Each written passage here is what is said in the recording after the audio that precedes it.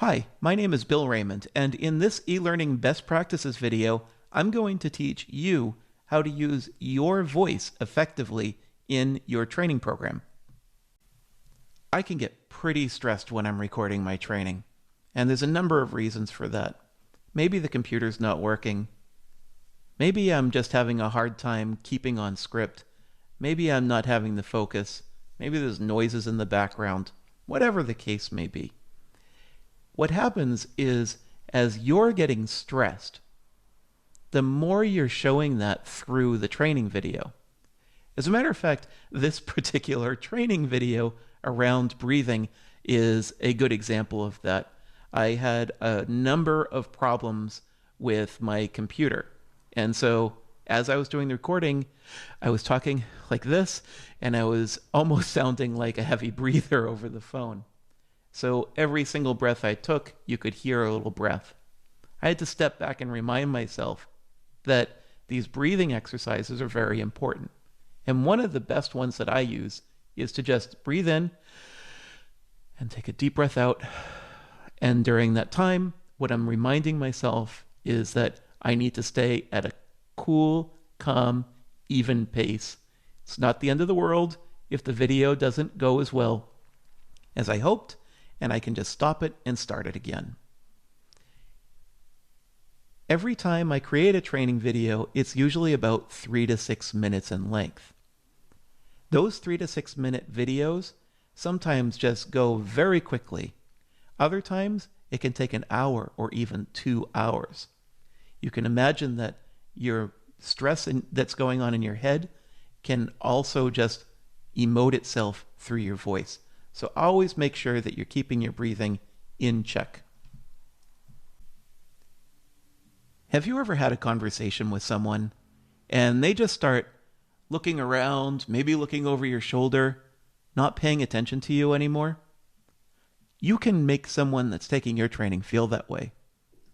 It's real simple. All you need to do is just lean back so you can take a stretch while you're doing your training, or kind of just keep looking over to the right outside the window, or looking over to the left to look at your calendar, or whatever it is that you happen to be doing. When you're doing that, your voice is fading away. It's clear that you're no longer in front of the microphone. And the person listening to you is going to think that you don't care about them helping you. That's very important. They're going to think you checked out on them. You were that person looking over the shoulder and looking for a better conversation. They may have no idea that what you're looking at is something really important. You know what? If that's the case, stop the video and re-record it. The other thing that you need to do is choose a position in front of the mic. Right now, I'm talking on a new audio track. You may not have noticed it. There might have been a little space in my talking, but you won't notice it for the most part because I keep a constant volume and I make sure that my mouth is near the microphone, and I set it up the same way every single time. So make sure you stay in position, make sure you do not leave that microphone, and keep your voice at an even level. Have you ever talked to a friend that's very outspoken, well-versed in their language, and just emotes really powerfully, and then you see them get up in front of an audience or talk in a meeting or do a training video, and they start stuttering, they're dropping the ums and the ahs, which I'll talk about in a second, and they don't feel as strong anymore. I do this all the time. This is a problem that I have as a speaker.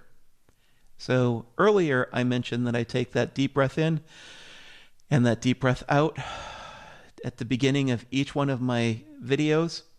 One of the things that I'm doing is reminding myself to stay calm and avoid trying to talk ahead of myself and forget the fact that someone else is going to be listening to this video. And so what I'm going to do is just show you the differences between how powerful an and an ah can be if you remove them. Here we're in Microsoft PowerPoint. And what we're going to do first is I think what I'm going to do is make the word your bold. And so what I'm going to do is come to the Home tab. Oh, I click the Home tab, and I'm going to just click bold. And then why don't we make the voice underlined?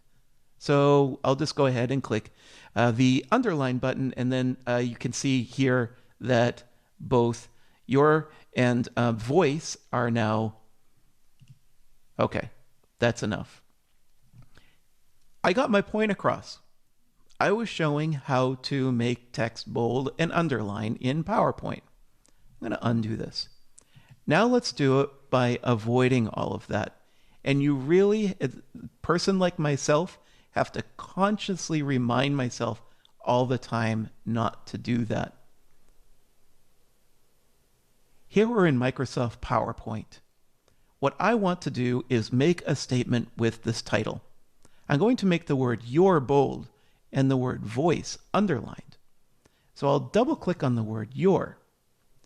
The Home tab is already open, so I don't need to click on it. Now click the bold icon. Now I want to make the word voice underline. I'll double click on that and choose the underline icon. Okay, see how different that was? In one situation, I sounded confused and a little thrown off by myself.